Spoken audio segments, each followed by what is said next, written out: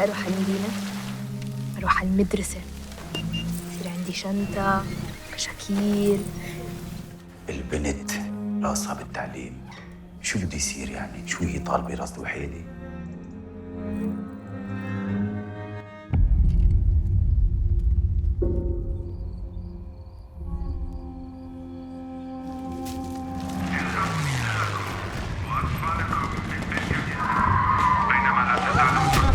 يابا برجع يابا، خليكي جوا يابا، لا تخافي.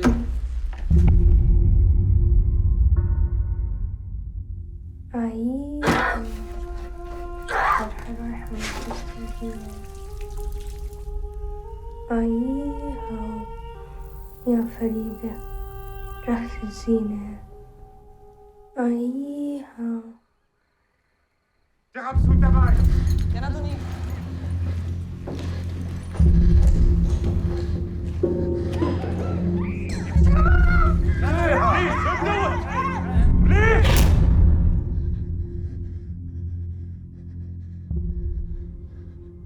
فرحة،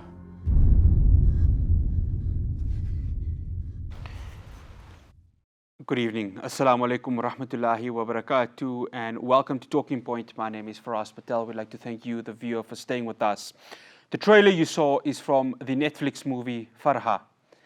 It tells the story of the 1948 Nakba. And when we look at what is currently happening in Gaza today, it speaks of 75 years of a genocide that has continued in the land of Palestine. Today, we have a very special guest. It is the director of Farha. And the story that she tells is not just a personal story for her, but it is a story that all of us as Muslims, and not just Muslims only, but humanity at large, are seeing what is happening in Palestine and have seen historically what has happened in the last 75 years. I'd like to welcome Darin J Sallam, who is my guest today on Talking Point. Darin, assalamu alaikum, and thank you so much for joining us here on Talking Point on Hilaal TV. Wa alaikum assalam wa rahmatullahi wa barakatuh, and thank you for having me. Now, it's an absolute pleasure, Darin. And Darin, you know, I was telling you off air, we've been trying to get you for the last 11 months, and alhamdulillah, we finally got you here through various mutual friends and colleagues. Darin, let's start off, of course, with the creation of Farha, because this character, what the Nakba means to you personally, it is beyond words. Talk to us about that. So the creation of the character Farha this character is inspired by a real character. Her name was Radiya, but I chose Farha, which means joy in Arabic, because of the way I used to hear about Palestine from my grandparents and everybody that lived in Palestine before 1948, that it was the joy that was stolen from them. So this character was inspired by Radiya, as I mentioned, who my mother met when she was a child. This girl, Radiya, lived in Palestine before 1948 in a village. And when the Nakba events happened or started and got the invasion of her village started, her father was worried for her life, but also to be raped. So he leaves her in a room and he locks her up in this room. He promises her that he will be back, but he never does. So Radiya makes it to Syria and she meets my mother there when she was a child and shared her story with her. So I took this setup from the story, and of course, as a writer, I add from myself, I put from myself in the character. So this character, Farha, the ambitious, the rebel, the fighter girl that represents somehow Palestine and Palestinians, I wrote the world of the film around this character, and the Nakba is, what's the effect of the Nakba? Of course, as a Palestinian and as an Arab, I was born listening and raised listening to stories about Palestine, about the Nakba. So we inherited this intergenerational trauma. And this is why it stayed, I'm a third generation, but I'm still thinking and remembering the Nakba and never forgot about it, as any other Palestinian or an Arab or a Muslim or any human being who cares about humanity. You know, Farha, here in South Africa, we've got a large Palestinian diaspora, and they talk about it. And they say education is key, because when we speak of the Nakba, I mean, when we went to madrasa here in South Africa, we weren't really educated about it. We were told of the stories of the Anbiya, and of course, their journeys into Palestine and Jerusalem, but not really about the Nakba. And of course, I was also able to have a Western education. And again, those stories were never told to us.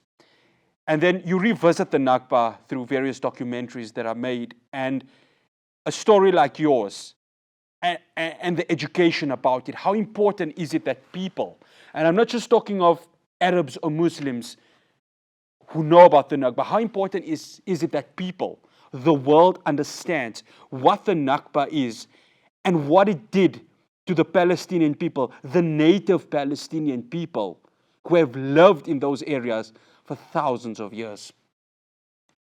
Yeah, of course, it's important to talk about Nakba, especially that it's avoided and it's almost absent in cinema, in Arab cinema, but also in the world cinema. It's important because it's the root of and the source of what's happening today in Gaza and in Palestine. Everything that we're seeing started in 1948. It didn't start on the 7th of October. And Hamas and what they're doing is only a result of the occupation and the oppression and the ethnic cleansing that started in 1948. So this is why it's important for the whole world to learn about the Nakba, especially that in the West, we know, of course, the conflict in the Arab world, but in the West, they're born to hear stories about the Israeli-Palestinian conflict. And it's not a conflict. It's an occupation that started in 1948. And this is why it was important for me, because in many screenings, people would leave asking me or telling me that they never knew about the Nakba, and they would start Googling the Nakba and what happened.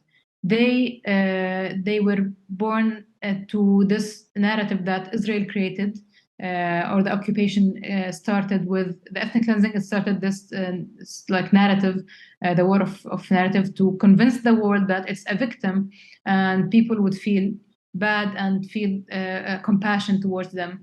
And this is why it's really important to create films like Farha to educate the world and in a humane and in an artistic way to teach them our history. And the people, the history of the people of Palestine. And now this is what's happening. It's being used. And now while we're talking, the film is being screened around the world. It was screened in universities, schools, mosques, churches, everywhere, just to spread the word and let the people know the truth. Darin, Netflix, of course, being a Western platform. Now, talk to us about the challenge of getting it on there, because you're dealing with different lobby groups who don't want the world to know about the Nakba, to tell a story of Farha and her horror of what had happened.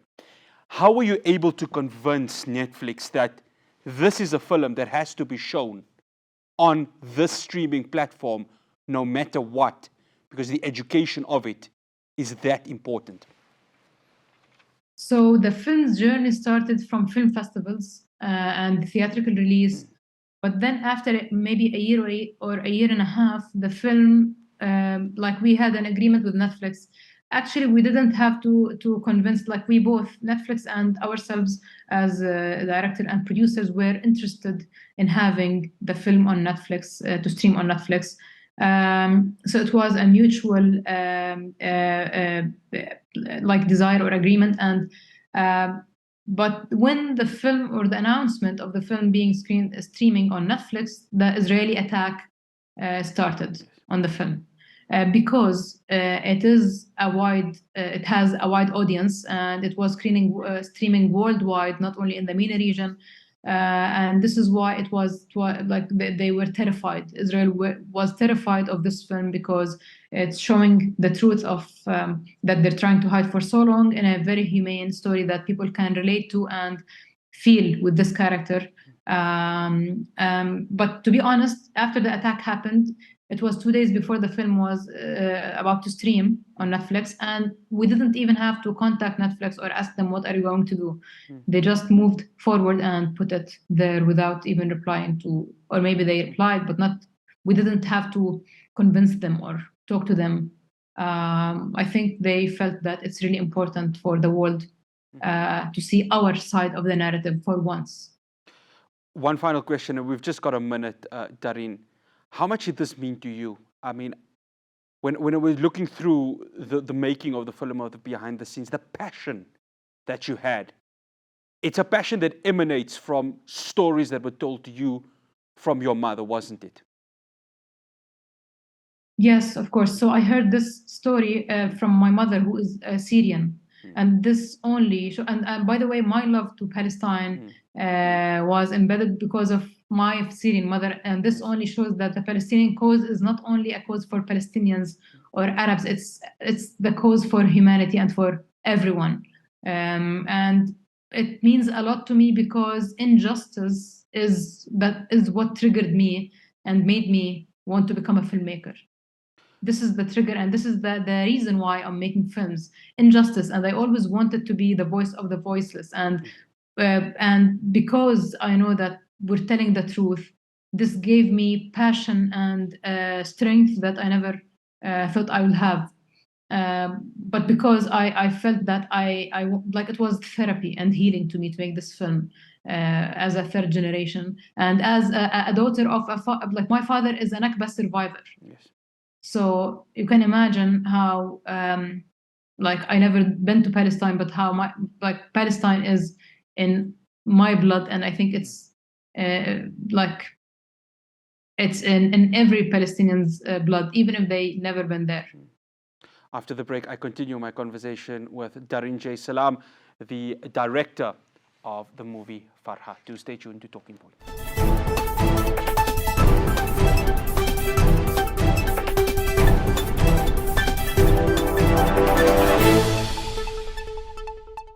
Welcome back to Talking Point. I'm in conversation with the director of the Netflix movie Farha, Darin J Sallam. Darin, shukran again for joining us.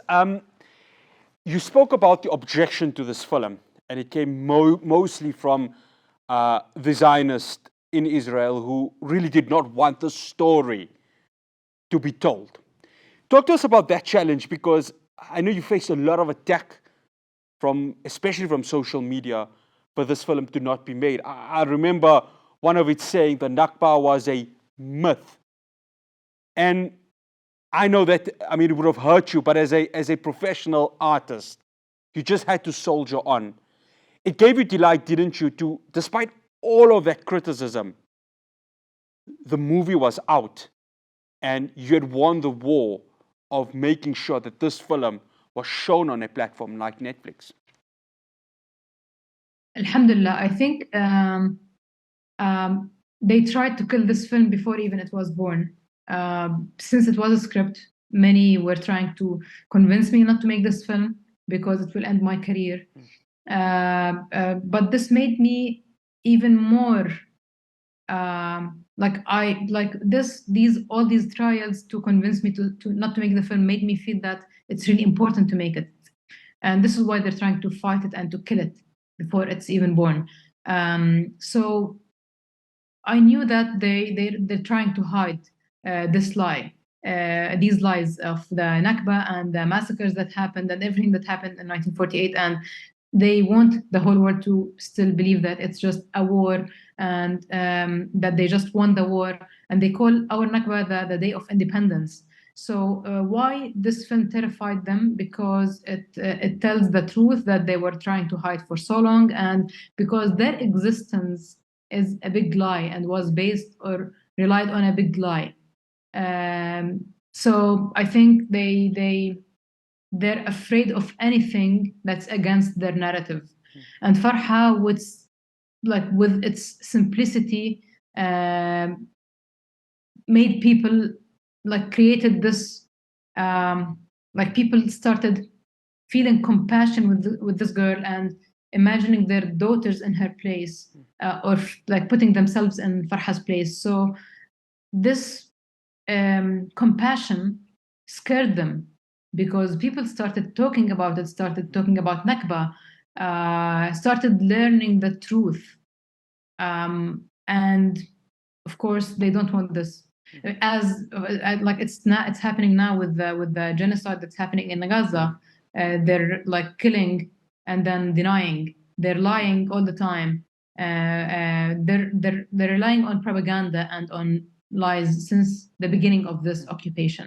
So this is their language. And that comes to the next question, Darin. The obsession by the Zionists and those who don't want to recognize what happened in 1948. Because we see, of course, how, over time from the early 1900s, when Jewish settlers came into the state and started buying land and started, dispossessing the people of Palestine. And then, of course, eventually 1948 came and the Nakba had occurred. Why is there that obsession to erase this history, knowing that it is full well had taken place? We see that here in South Africa, of course, with colonialism and apartheid, where many did not want to talk about it because it's a taboo topic. Even now, it's a taboo topic without wanting to speak about the atrocities of 400 years in South Africa. And we see that, of course, with Israel in not talking about the Nakba. Talk to us about that, this obsession of wanting to erase this history, because it is a history that lives in all of us and it needs to be recognized, isn't it? Yes, they're like Golda Meir said, that the old will die and the young will forget. Yes. And this is what they were relying on. And this is, I'm a third generation again, and I still remember, and the next generation will of course remember with everything that's happening now. So because the existence of Palestinians and Palestinian history and culture scares them, because they know that they're weak, because they know that they're occupiers, they stole the land, it's not theirs.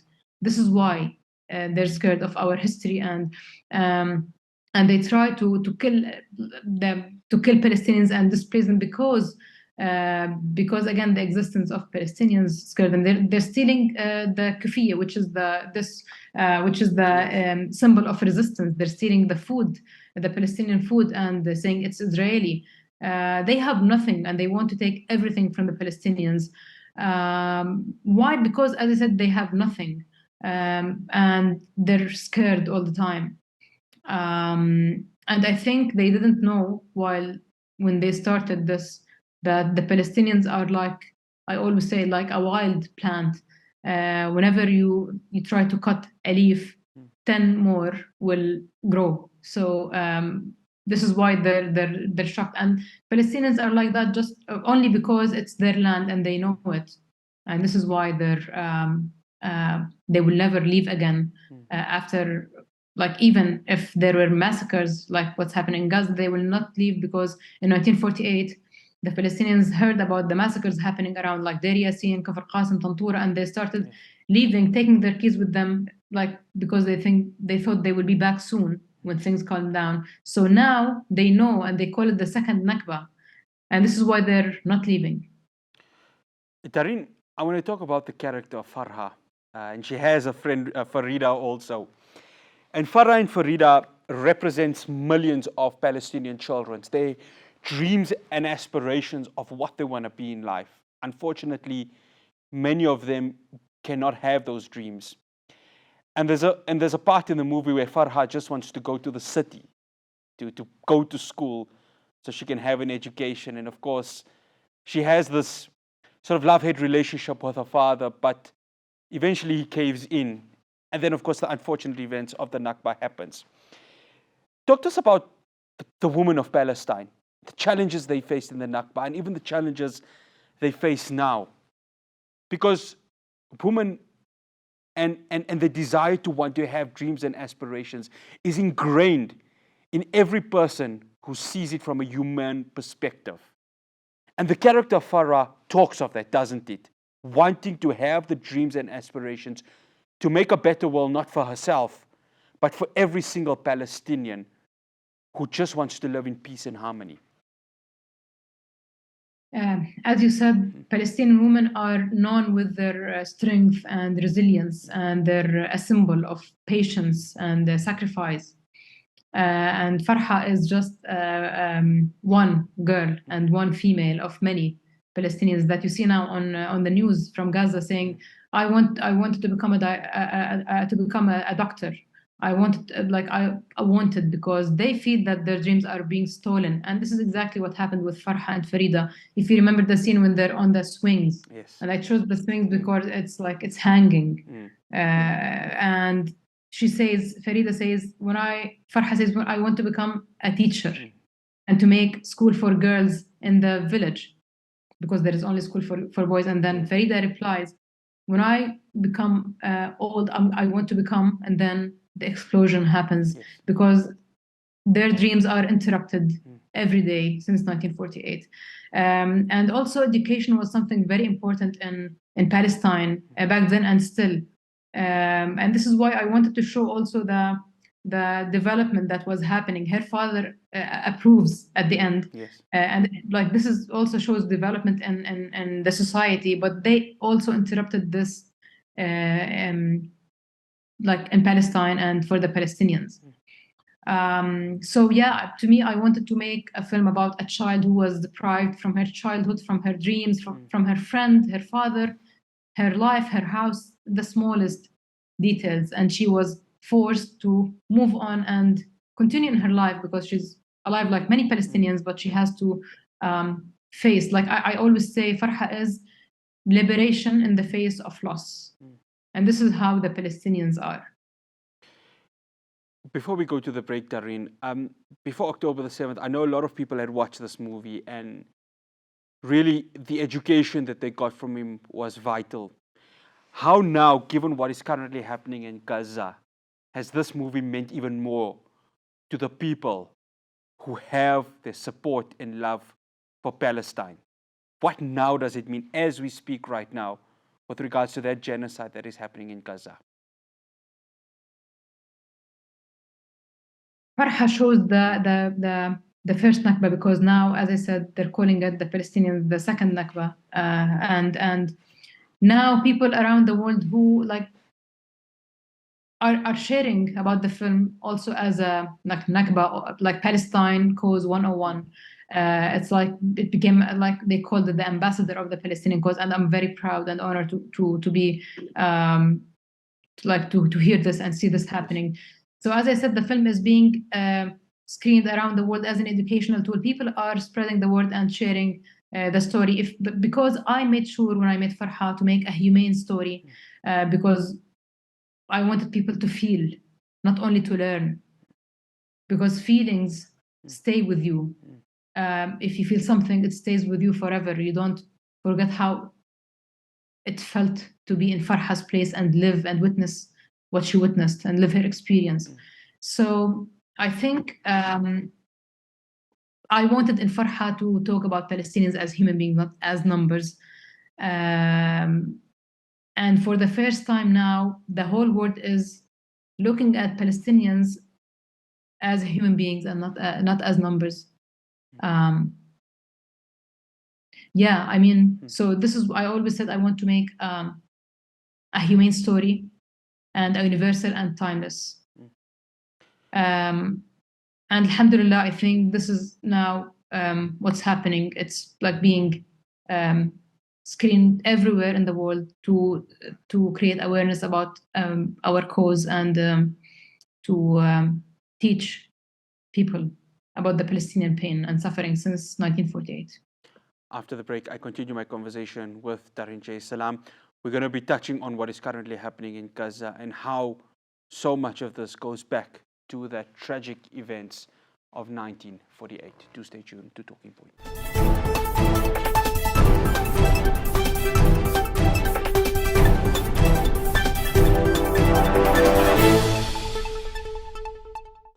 Welcome back to Talking Point. I'm in conversation with Darin J Sallam, the director of the film Farha. Darin, as we speak right now, the genocide in Gaza, I don't think in the history of what has happened in that open air prison is happening right now. The sheer amount of deaths and destruction and suffering goes beyond the wildest imaginations that anyone would have ever imagined. There's two images that stick out for me when you saw many people leaving their houses and places that they have been for so many years and moving south or north of Gaza. The one is a picture of an elderly lady who was there since the first Nakba, and the second is a mother dragging her two children. And those images stick to you because you speak about feeling, because feelings never leave you. It resonates so much, doesn't it, to what has happened in 1948. And now we are seeing it in the eyes of social media and, dare I say, even Western media. How much of that resonation is there? You're totally right, Fahraz. When I used to pitch Farha, like many funders and people who, of course, didn't want the film to see the light, tried to convince me, and they told me, Palestine is not trendy, and why open an old wound? And I always replied that the wound is never closed. The wound is still open and still bleeding since 1948. And what we're seeing now is just, it was an ongoing Nakba since for 75 years until today. And seeing what's happening today is only a proof that that this never stopped, and that the 7th of October is not the beginning of this. It's like all of what's happening now is because of the oppression. And I mean, the world is finally learning that there's an oppressor and oppressed, an occupier and an occupied. So I think it's just sad seeing what's happening, seeing history repeating itself. But the good thing is that the world is now more aware. There are protests around the world. There are boycott campaigns around the world, and people are finally standing up for Palestine. You said that they're trying to erase Palestinians and Palestine, and now the whole world is being Palestine and being the voice of the Palestinians. And this is why they're Israel didn't want my film to be out, because the truth hurts and it kills them, that the world sees them and sees their truth.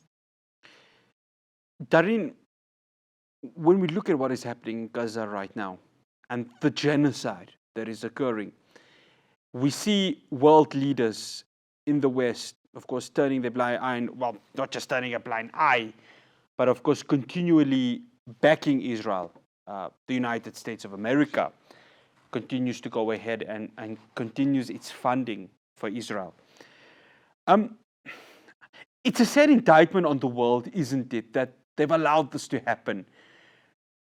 But when you look at the global South, especially here in South Africa, that there's a lot of support coming from Asia in this country, many countries like Venezuela and Colombia. As somebody whose family traces back to the Nakba, how hurtful is it that the world just sits and allows it to happen? The world that has the power to make the change just sits and allows it to happen when women and children, fathers, sisters, daughters, mothers, husbands, wives are just dying, and they're dying in a way that it could have been stopped so many times. This is exactly what the Palestinians were trying to say since 75 years, for 75 years. And this is exactly what was happening. The world's heart was blinded for 75 years. They didn't see Palestinians. They didn't listen to Palestinians or understood the Palestinian cause.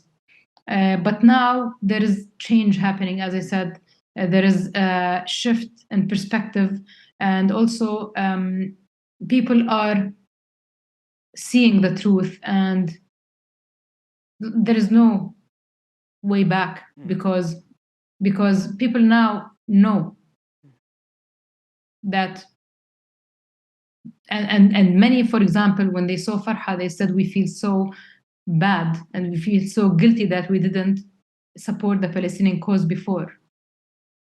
So like, I feel that the world is waking up now, and I think there is no way back, as I said, but only forward, and hopefully to freedom, and to ending the occupation, like forever. Inshallah, Ameen. And we Inshallah. hope for that day to happen in our lifetime, inshallah. But also, Yeah, like, sorry, please- also please mentioning do. the women and children that are in Gaza. It's also, again, what we saw in Farha. The woman who, the commander and the Haganah soldiers bet on the sex of the baby or the gender of the baby. This is what used to happen in the Nakba in 1948, where soldiers would open or cut open the bellies of women, pregnant women, and bet together as a, like, playing a game on betting on the gender of the baby, and then killing the baby and, of course, the woman. This is also still happening today. And also, one of the reasons why Farha's father kept her in the room is because of the rape incidents that used to happen back then in 1948, and it's still happening today. The Haganah soldiers used to rape girls, and you can see it in a Tantura documentary made by an Israeli director, where you can see the Israeli Haganah soldiers, old ones who witnessed and who were Haganah soldiers back then, who were saying that they raped 12 and 16-year-old girls, and they killed, and they did. So, like, they confessed, and it's still happening today. And also now, women in Gaza, I have to mention that they're suffering today. There are women that are having C-section even without anesthesia, and they are having their womb removed because doctors can't stop the bleeding. And some women are taking pills to stop their period, like, although it has many bad side effects, but just because of the lack of feminine products.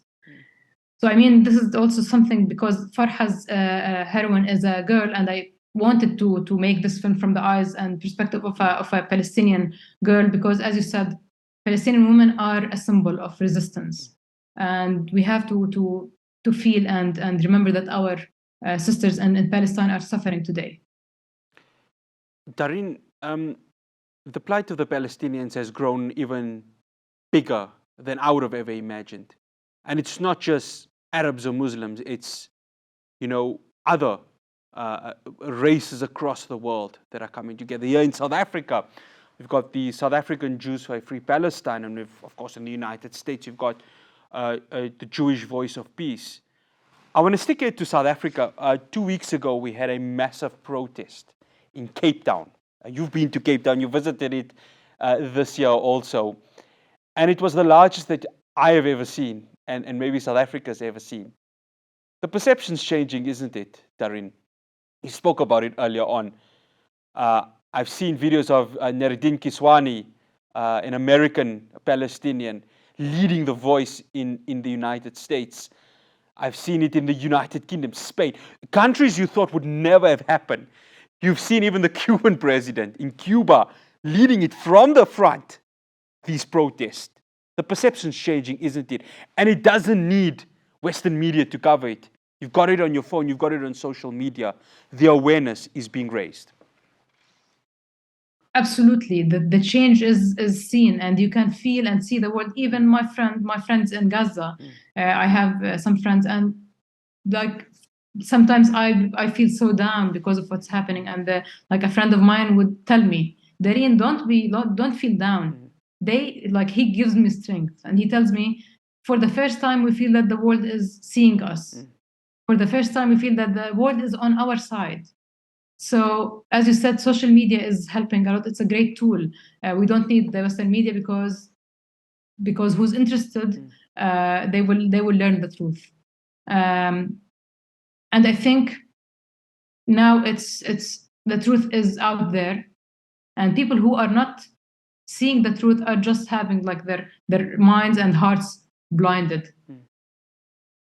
After the break, I continue my conversation with Darin J Sallam. We wrap up the conversation. Do stay tuned to Talking Point.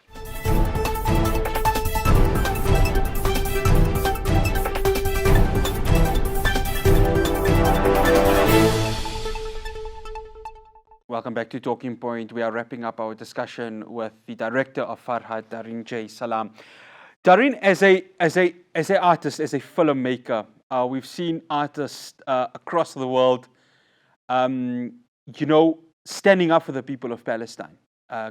Guys like Loki, nasheed artists like Maher Zain, the list goes on, Muad, so many that have, created these, whether it's nasheeds or songs, to just bring that feeling. As an artist, how important is the awareness of Palestine even now becoming more important, that education sticks into the minds of people? It's really important because sometimes, unfortunately, but like learning something is boring. But when you watch a film in an artistic and I always say, cinema is a universal language, and it's also somehow it's a weapon that can reaches to the whole world. For example, having the film on Netflix, Farha on Netflix, may help the film reach each home around the world. So it's really important to share our side of the narrative with the world, and also to use this medium, which is art, to deliver our stories. And also, as I said, it's like when people feel something, it like cinema creates change. And I saw this in front of my eyes. I saw people from the audience changing. So I think it's really important to make films, but it's not only making films. Fahraz, to me, it's about making films with passion, with like being sincere while making these movies and telling these stories, because the audience is smart and they can tell your intention. If you're making a propaganda film, they would feel it. Yes. So just be sincere and share your stories with the world, and be again the voice of the Palestinians and the voice of the voiceless through this tool, which is cinema. Farha, knowing the impact of this movie and the sad connotation of what this movie is, and the tragedy that this movie had, along with the juxtaposition of emotions, the happiness, the satisfaction, how much did it bring to you knowing that all this hard work, and we've seen it, in the overlay that was played, that passion that you put in, this hard work has finally paid off, hasn't it? Because people are starting to watch it, to understand not just the character of what Farha represented of Palestine, but the history of the entire region.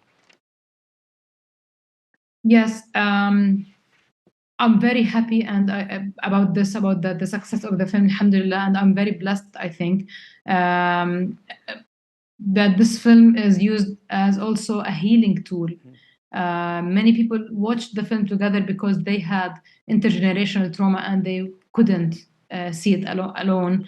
And like I received many touching messages from all over the world, from Palestinians in the diaspora, but also human beings who are watching the film and feeling with this. And I received once, I remember, a message from somebody who said, "My mother is Farha." And also a woman who survived the Nakba said, "I am Farha, they can't deny me."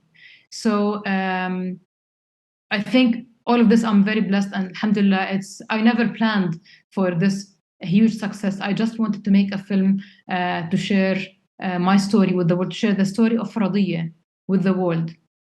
But because it's made, as you said, with passion and love, I think this is why the whole world now, and like every woman, is becoming Farha. Which I'm very grateful, and having the film launching the Nakba genre in cinema also. This is something that I never dreamt of. It's a dream come true. I never imagined this, but alhamdulillah, again, it's a blast, alhamdulillah. We've seen in Hollywood, Farha, movies like Schindler's List, The Pianist, Defiance, The Boy in the Striped Pajamas, all spoke of the Holocaust. And I always feel that as a Muslim, as you as a Palestinian, you want to make more movies about the tragedy and the sadness, but also the hope that many Palestinians feel. And more movies need to be created, isn't it, Farha? And I know you're not going to stop just with Farha, Darin. You're going to want to create more movies because that is the tool, the educational tool for people. And you mentioned that word feel, and I want to go back to it. Feeling the characters. That's why more movies have to be made, isn't it? Of course. Exactly. We have to keep making films about Palestine, about our stories, make humane stories. And to me, it's not about, like, they made many movies in Hollywood to like propaganda films to support the Israeli narrative. But you can watch a huge, big movie like Marvel film, but when you leave, you don't think about the characters, you don't think about it. But with feelings, as you said, if the audience felt something or related to the character, if you succeed as a director and a writer to deliver, to make the audience feel, then I think it's a success. And again, because it's real, because this trauma we have that we inherited from our grandparents, it's real. I think it will reach to people's hearts. Darin, one final question. You as an artist, you as a film director, you've got a very close relationship and symmetry with the journalists that are on the ground. As a Palestinian, how much of pride does it feel when you see somebody like Mortaza Aziza, who's just become GQ Arabia's Man of the Year, when you see Plasti Alakat standing there in the front line, when you see the brave women and men that want to tell the truth, want to bring about the awareness that justice must be served, how much of pride does it fill you knowing that even throughout everything that is happening, the story on the ground is being told, and this can serve as an inspiration for you as a filmmaker to continue to make these movies with the truth and nothing but it? I was always so proud of my Palestinian roots and that my father was born in Palestine. But now I'm even more and more proud of being Palestinian because the whole world is learning about life and learning bravery from Palestine and the Palestinians. So, I think Palestine is freeing us and is teaching us lessons in life. And I'm proud of all the journalists, all the Palestinians that are resisting in Palestine and in Gaza. Proud of everything that the Palestinians are doing to have their freedom and to get back their land. Inshallah, one day they will. Ameen, Thuma, Ameen. And we make dua, inshallah, that both you and I, we can walk into a free Palestine, visit Masjid al-Aqsa, and the beauty that is Palestine, because it truly is a beautiful place. Darin, it's been an absolute pleasure hosting you here on Talking Point. May Allah subhanahu wa ta'ala grant you the ability to continue your fantastic work through the filmmaking medium, to tell the truth stories of the women, children, the elderly, and the men that are suffering from the 75 years of occupation And may Allah subhanahu wa ta'ala grant you the health and the barakah to continue this fantastic work. It's been an absolute pleasure hosting you. Thank you, Farha. It's a pleasure. Thank you. Assalamu alaikum wa rahmatullahi wa barakatuh. Alaikum assalam. That's Darin J Sallam, the director of Farha, and of course a filmmaker. And we hope to see more movies from her with regards to the stories of Palestine, the stories that deserve to be told to us. From myself, Farha Patel, and the rest of the team here on Hilaal TV for Talking Point, we'll see you again, same time, same place. Assalamu alaikum wa rahmatullahi wa barakatuh.